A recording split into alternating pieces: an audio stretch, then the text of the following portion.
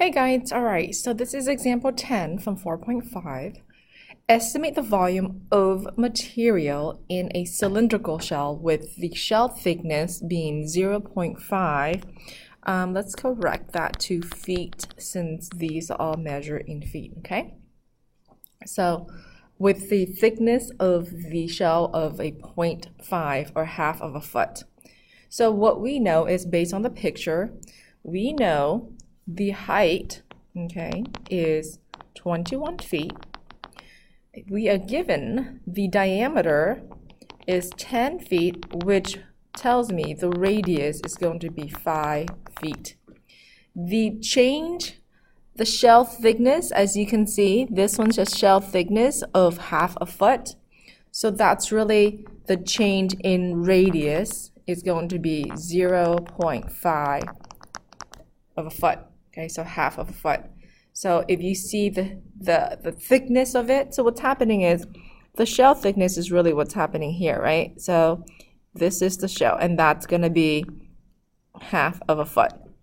So that's the change in derivative.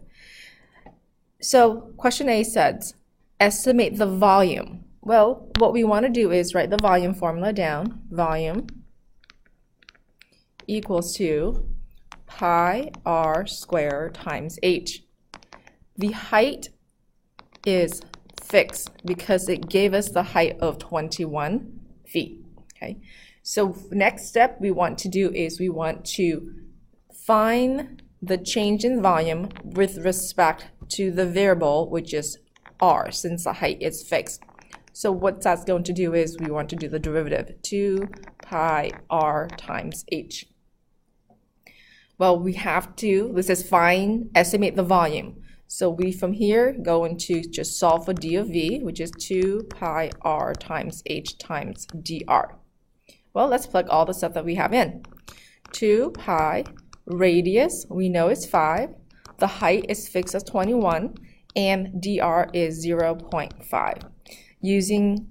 If you don't have a calculator, I will always take the exact answer, which is 105 pi feet cubic. Okay, now if you have a calculator and you want to punch that out, I'm okay with that too. It's 329.9 cubic feet. So I will accept either answer.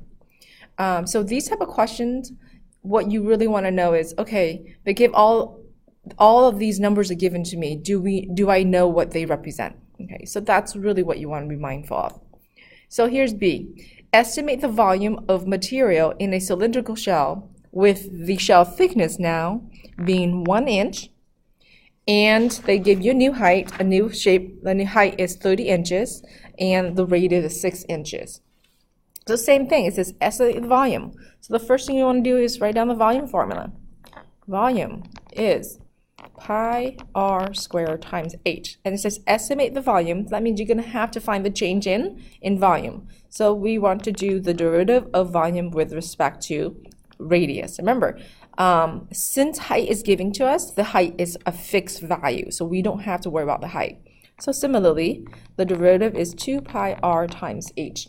Then because it says estimate the volume, we are going to solve for dv. So that's 2 pi times r times h times dr.